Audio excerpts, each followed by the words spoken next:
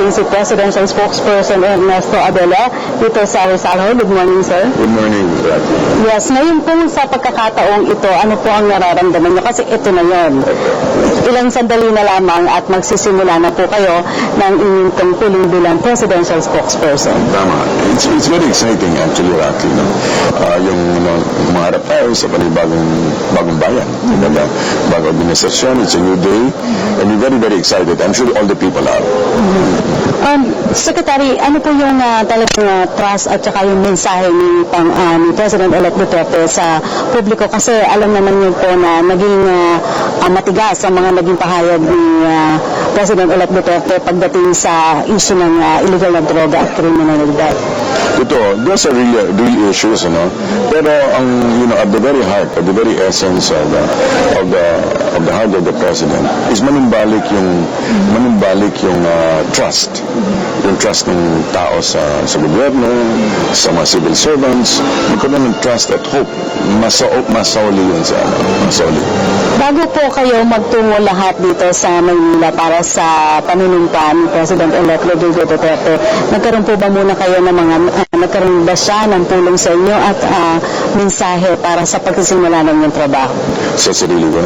Basically, ang sinabi naman niya is that na yung office ng presidential spokesperson is especially to serve as a conduit mula sa kanya patungo sa tao and through the press. At sa pagkakaintindi ko po sa kanya, ang gusto talaga niya is to have a cordial relationship based on mutual trust. So yun po ang yung paggalang sa isa't isa at paggalang sa gawain ng isa't isa. So how do we try to have a good working relations with media, especially now na medyo nagkaroon nga ng naging pahayag ng si President-elect Duterte when it comes to interviews at saka iba pang pakikipag-usap sa mama?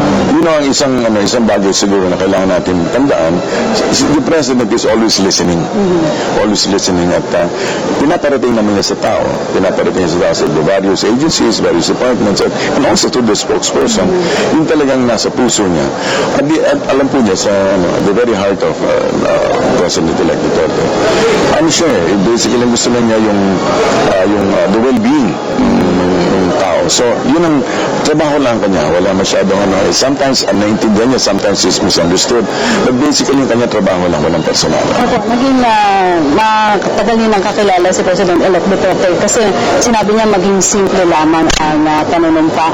Sa palagay niya, bakit naiisip niya na gano'n na lang kasi parang sa ibang tao ito, parang isa itong napakalaking pagkakataon at minsan lang nangyayari. Pero alam kasi ang presidente kasi natin, ang nasa puso talaga niya yung tao.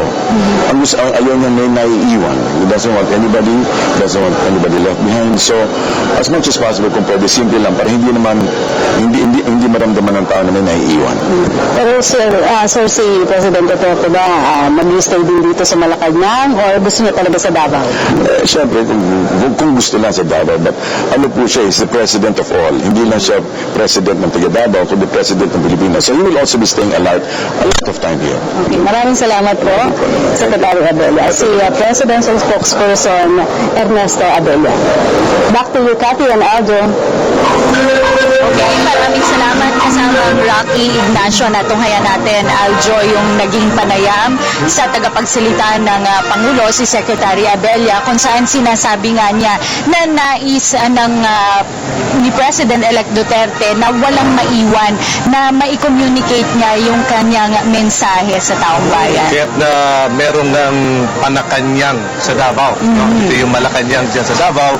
Meron ding Malacanang of the South sa at merong, siyempre, itong palasyo ng Malacanang, kasi mag-iikot talaga si President-elect Rodrigo Duterte upang tingnan ang pagpapatupad ng mga batas. Kasi the President has to exercise ang dami ng mga functions and powers.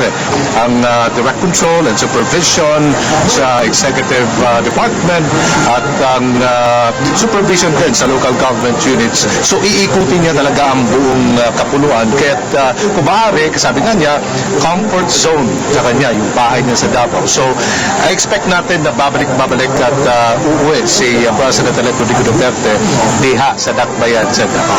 Nabanggit mo rin yung involvement ng taong bayan. Malaking role din ang ginagampanan ng teknolohiya at ng internet sa kasalukuyan na Aljo ay napapanood tayo live via streaming sa PTV at maging sa FB, no? Ang daming nag-message sa atin sa ating mga Facebook accounts na nagsasabing nanonood sila yung ating mga kaibigan dyan sa Davao, sa Cagayan de Oro at sa iba't ibang panig ng bansa. Maraming salamat po sa inyong pagtitiwala sa inyong telebisyon ng bayan sa paghahatid sa inyo ng makasaysayang okasyon na ito. At yes? Go ahead. Tuloy-tuloy ang ating coverage dito po sa Palasyo ng Malacanang para sa inaugural 2016. Kami po'y magbabalik, huwag kang alas sa kanila.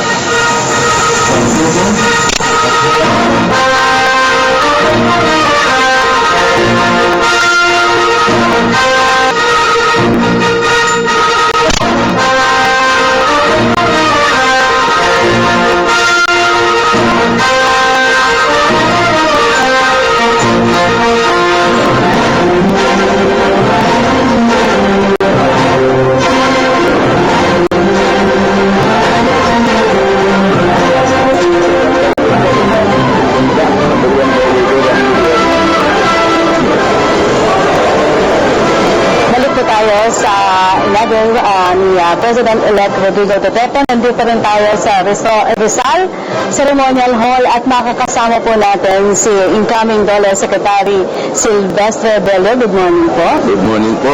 Kumusta po kayo? So, aside from pagiging incoming DOLE Secretary, may task pa rin sa inyo si President-elect Rodrigo Duterte dun sa peace negotiation. Yes, I think he's going to designate me as chairman ng GRP Peace Panel, talking peace with the MDF, CPP, NPA. Yes.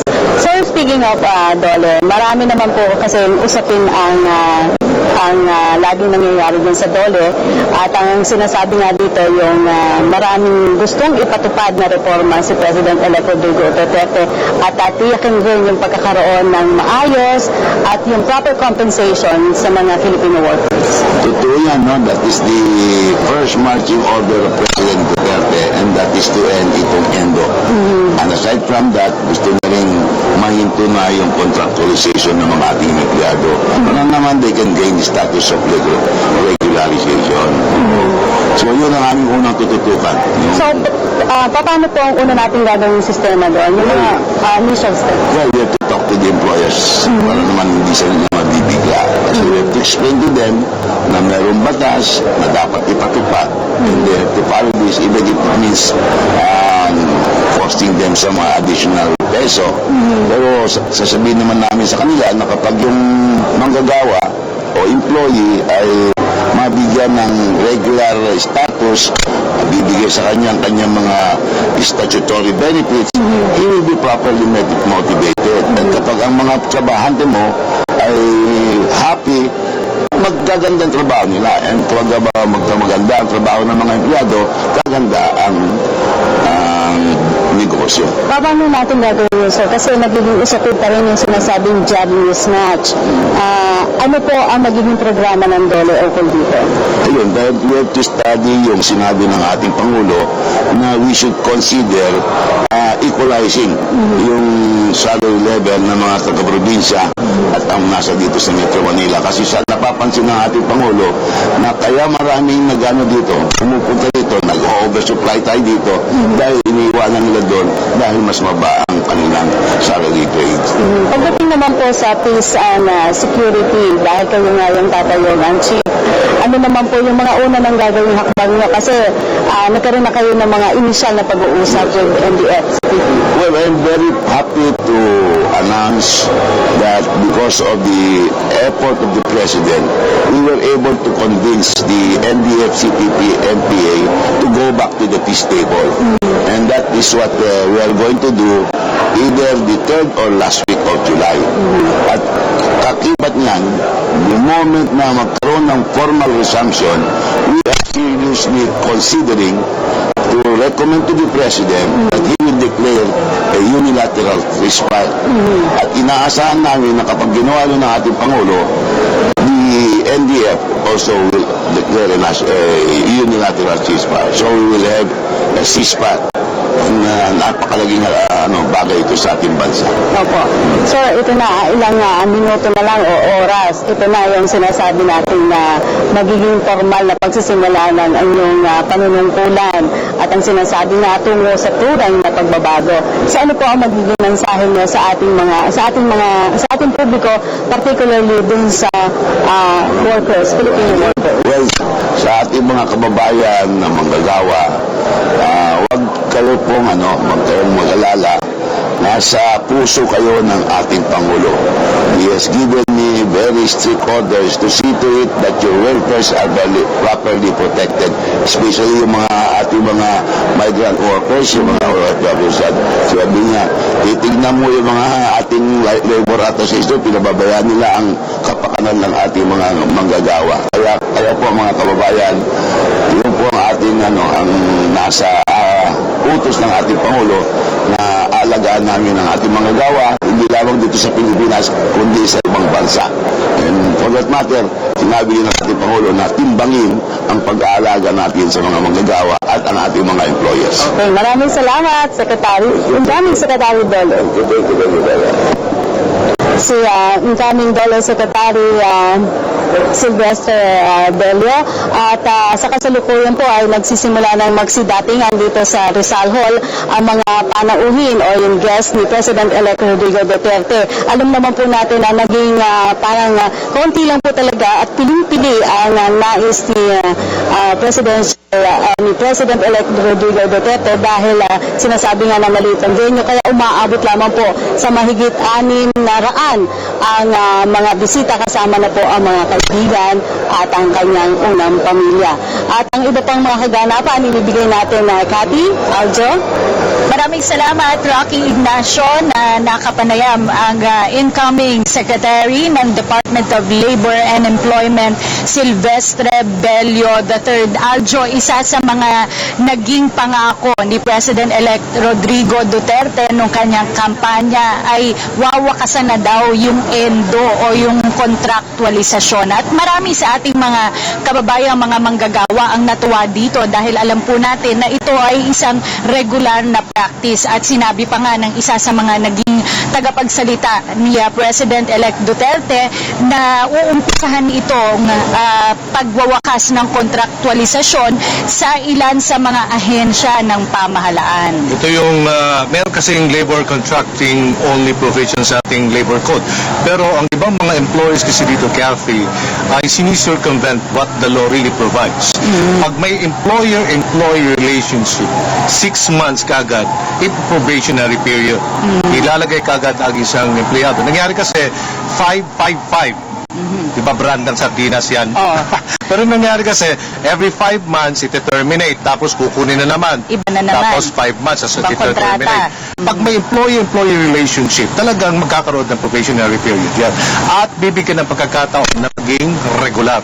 Pero may mga certain exceptions, katulad ng Pacquiao system, yung mga contract of particular work lang, mga ganon. O kaya, O yung mga ahensya, kumukuha sila ng serbisyo mula sa mga ahensya. katulad sa atin, mga talent lang, no? Hindi naman nagtatrabaho ng 8 hours a day sa isang kumpanya, yun ay mga certain exceptions. Pero sa pangkalahatan, nais talaga ng ating Pangulo na end of contractualization na patbigyan na karampat ng mga pribilehiyo, karapatan ang ating mga manggagawa upang siyempre umunlad naman ang kanilang mga pamumuhay.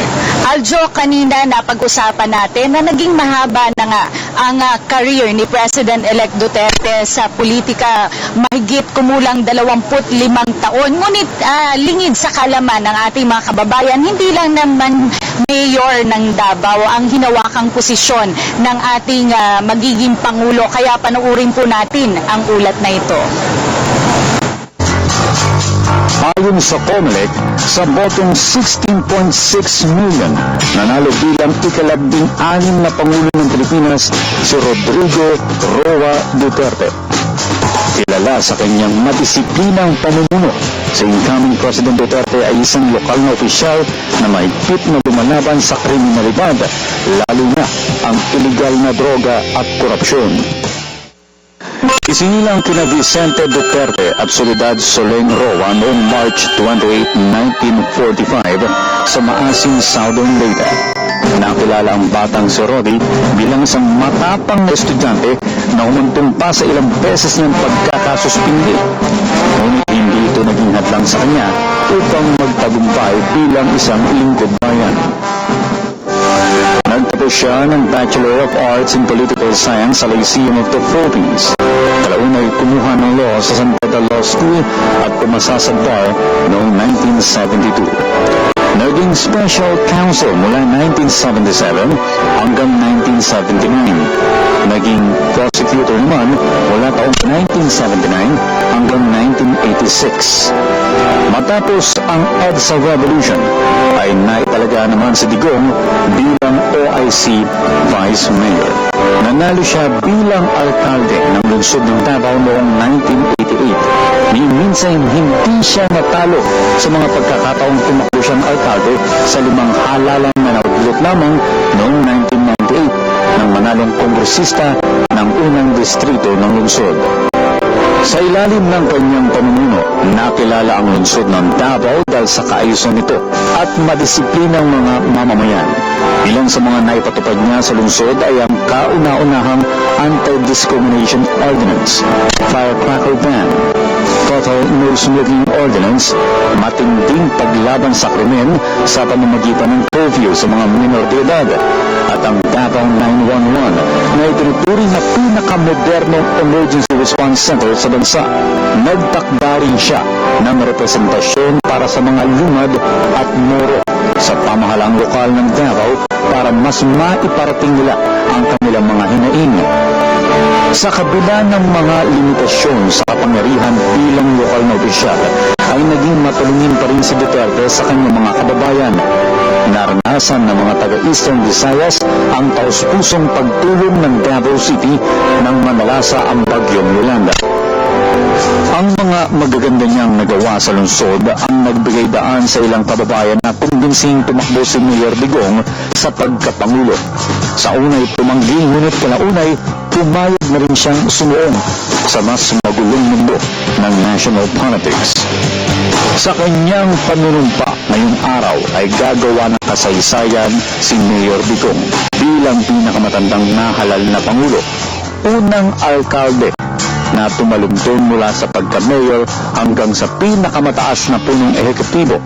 Higit sa lahat, may tatala sa kasaysayan na si Rodrigo Roa Duterte ang unang pangulo mula sa Mindanao.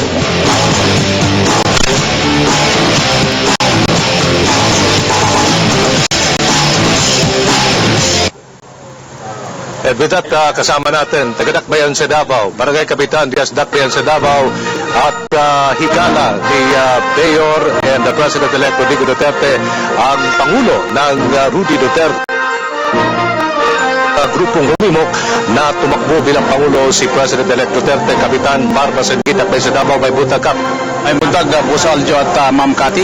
Magandang umaga sa mga nanonood dito sa telebisyon.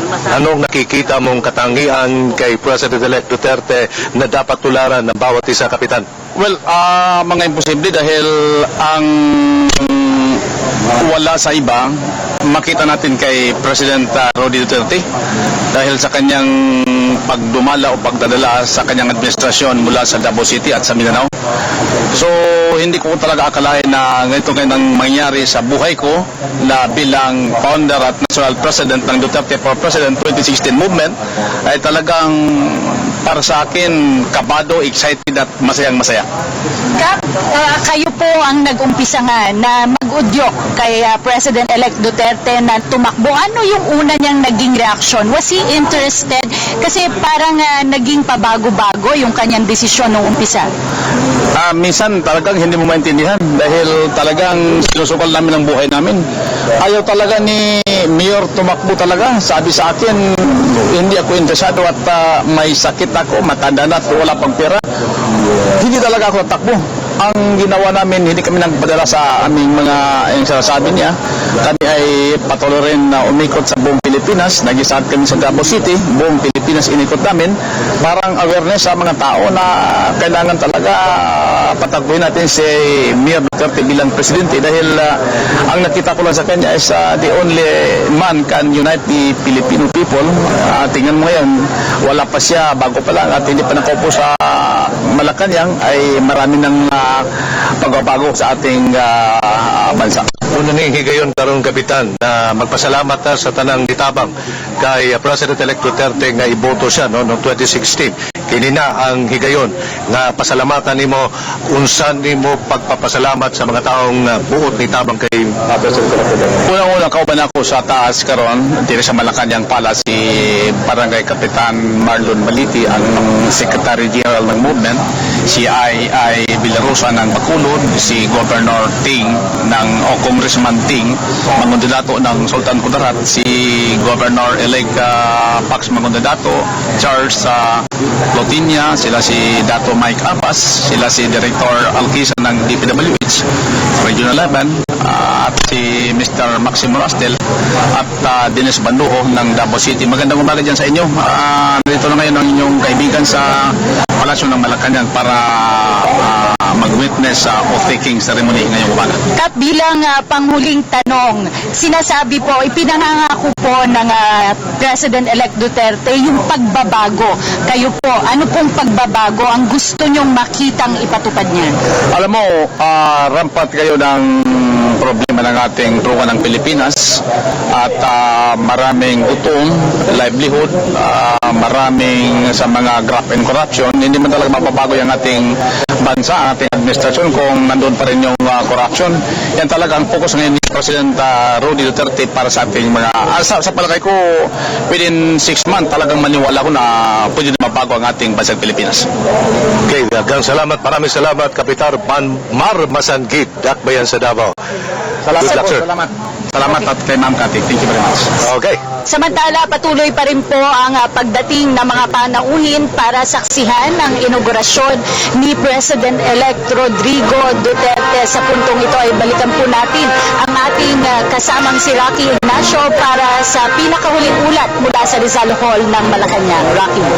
Sa patuloy nga ang pagdating ng mga bisita dito, nakita na rin natin si Manila Mayor Joseph Estrada at ang PNP, ang daming PNP Chief Ronald De La Rosa. At syempre, makakasama natin ngayon si incoming Department of Agriculture Secretary Emmanuel Piñol. Good morning, sir. Good morning, Rocky. Opo. Medyo mahirap-hirap din po ang magiging trabaho ninyo dahil ito po ay malapit sa bituka ng sambayanang Pilipino, ang pagkain. Isa sa mga siguro malaking trabaho yung trabaho ko. Pero nakakatuwa naman sapagkat tuwing nakikita ko yung mga magsasaka na talagang mataas ang kanilang panalangin na magkaroon ng pagbabago sa ilalim ng Pangulong Rodrigo Duterte, ay na-inspire naman ako. Opo. Kasi po, ang pangunahing sinasabi ng mga kailangan ng mga Pilipino, yung sabihin natin ng kasapatan at murang pagkain. Totoo po yan. Yan po ang order ng ating Pangulo. Dalawang marching orders actually. Unang-una ay available and affordable food. At pangalawa ay itigil ang korupsyon. Sa bagay, yung number 2 naman, lahat ng departments, ano? And madaling gawin yung campaign against corruption. Ang mahirap dun yung available and affordable food.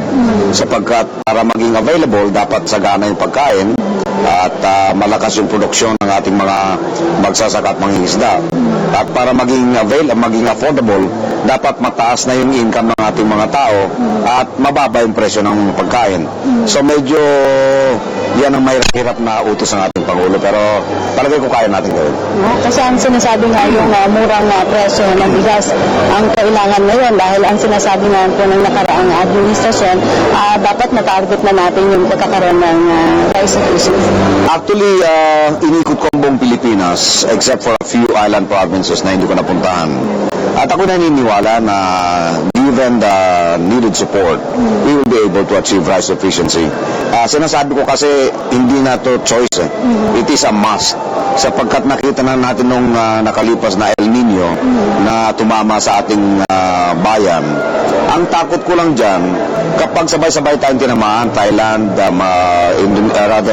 Thailand, Vietnam, Cambodia, yung mga sources natin ng bigas. Kapag tinamaan din sila at the same time na tinatamaan tayo, saan tayo kukuha ng bigas? So, I told the President about this. And it has become mandatory na talagang kailangan talaga meron tayong sufficient supply of rice on our own. At ang tinitignan ko lang naman na dapat gawin ay i-improve ang irrigation systems, bigyan ng patubig yung mga palayan, and we could do this with quick irrigation projects, yung small water impoundings, communal irrigation, even water pumps, no?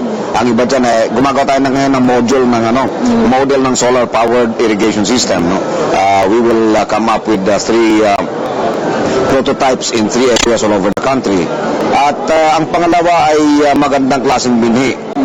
We will not have second thoughts on spending good money for good seeds, sapagkat ang diferensya niyan would be about 2 to 3 metric tons increase sa kanilang production, no? And of course yung ating tinatawag na farm inputs. Ang sa aking palagay, makakamit natin siguro yung rice sufficiency for as long as we're able to deliver the things that the farmers need. Kaya nga on July 6 sa UP Los Baños ay magpupulong ng lahat ng stakeholders. We have invited 3 rice farmers na mataas ang kanilang produksyon sa UP. Sir, meron kayong, kasi ilang oras o minuto na lang, talagang ito na yung pagpasok nyo sa Duterte administration. May mensahe po kayo sa publiko. Kasama na po yung mga magsasaka. Alam ko po na mataas ang ekspektasyon ng ating mga kababayan sa ating Pangulong Rudy Duterte, especially the farmers and the fisherfolk. No? Kami naman bilang mga kaakibat ng ating Pangulo sa pagpapaganap ng sinasabi niyang pagbabago sa ating gobyerno, we would like to assure the Filipino people that we will do our best and change is coming. Okay. Maraming salamat po. Incoming Department of Agriculture Secretary Emmanuel Piñol. Maraming salamat po. Okay, namataan din po natin kanina dito yung una ko nabanggit si Manila Mayor Joseph Estrada. May iba pa rin mga celebrities nandito na. Nakita natin si Cesar Montano at si Philip Salvador. Bawat bisita po, pagdating nila sa upuan, makakatanggap po o makakakita sila ng ganito kung saan po ay makikita na kung saan nakapaloob yung magiging programa. Meron din Cathy Aljo na makikita silang parang souvenir. Ito, papakita ko yung souvenir. At nasa loob nito ay isang napakagandang display. Itong parang medallion. Pero hindi siya medallion, pero ilalagay mo siya na gagawin mong display. Ito ang larawan ni President-elect Rodrigo Duterte at merong seal. Yan yung mga matatanggap na mga bisita pagdating nila sa kanilang mga upuan. Balik muna tayo sa inyo, Cathy Aljo. Okay, thank you so much, Rocky Ignacio. At samantala, kasama natin ngayon, anak gyapon ni Mindanao, ganap sa Davao, si Mr.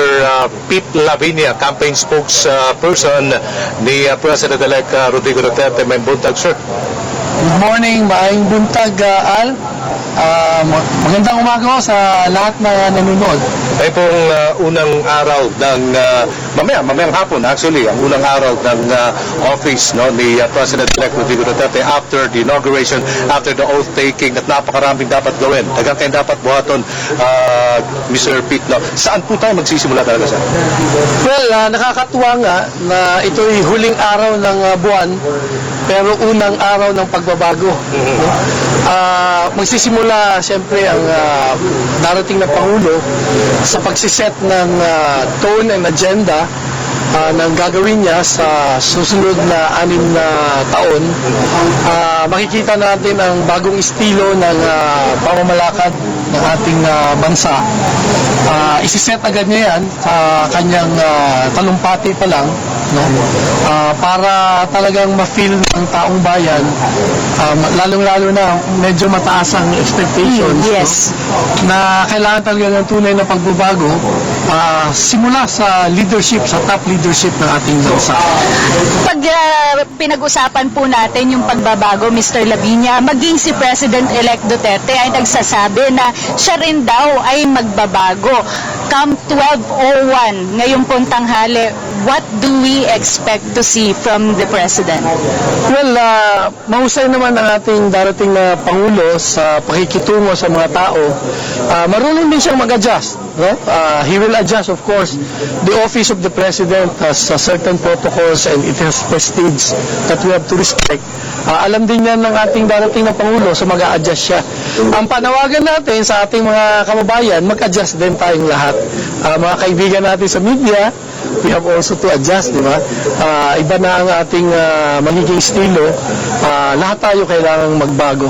Okay, after all taking at magiging susunod ng Pangulo 16 President, si President-elect Rodrigo Roa Duterte, Pete, ano mangyayari? Mag-stay ba siya dito? Baka pupunta yata siya sa PNP and AFP, no? May mga change of command. And after that, Manila, Davao, or Cebu? Well, gusto ng ating darating na Pangulo na trabaho agad after the oath-taking, lalong-lalo na sa kanya at sa kabinete, no? Magkakaroon na agad ng command conference para matakda agad niya yung kampanya natin against drugs and criminality. No?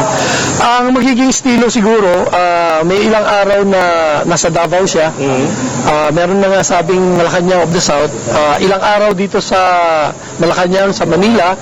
At maraming araw rin na iikot sa buong bansa. No? Ganun naman talaga ang naging estilo ni darating na presidente na hands-on siya. He will really address problems of the country by visiting all these places. So makikita natin na naikot-ikot siya. So ang opisina, Panakanyang, merong Malacanang sa Cebu at Malacanang sa Manila. Doon pupunta ang ating mga kababayan. Well, definitely magkakaroon ng pagbabago, no?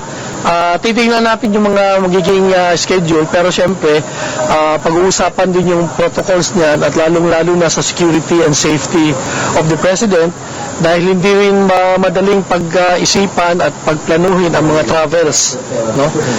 So mag-a-adjust tayo. Titingnan natin sa mga darating na mga linggo. Mr. Lavinia, ang tema po ng inaugurasyon ay Partners for Change. Sinabi niyo po na hindi lamang ang Pangulo ang magbabago, hindi lamang yung mga sistema ng dito sa bansa ang magbabago, kundi tayong mga Pilipino, bawat isa sa atin ay dapat magbago. Bilang mensahe niyo na rin po para sa ating mga manunood, ano po ang maaaring pagbabagong gawin ng bawat isa sa amin? Well, napatunayan natin na parang people-powered talaga yung naging pag-elect sa bagong presidente natin. Ibig sabihin tayong lahat ay may stake, no? Binigyan natin siya ng mandato, dapat hindi natin aksayahin sa pagbabaliwala na lang. So kailangan mag-participate talaga tayo sa ating government in whatever way, no? Maging mahusay na citizen, active citizen tayo, babayad ng buwis, nagfa-follow ng lahat ng alituntunin, mga patakaran, mga mga laws, no? Sa ganon, kahit na 16 million plus lang yung bumoto kay Presidente, gusto nating ipakita na modelo tayo sa ating mga kababayan para maakit natin sila. Tayong lahat kailangan magkaisa, tulungan natin ang ating pamahalaan. Marami tayong mga problema dapat harapin, pero napatawimayan na natin na kaya ng Pilipino kung tayo ay maging partners lahat. Salamat, Ginoong Pete Lavinia, campaign spokesman ni President-elect Rodrigo Duterte.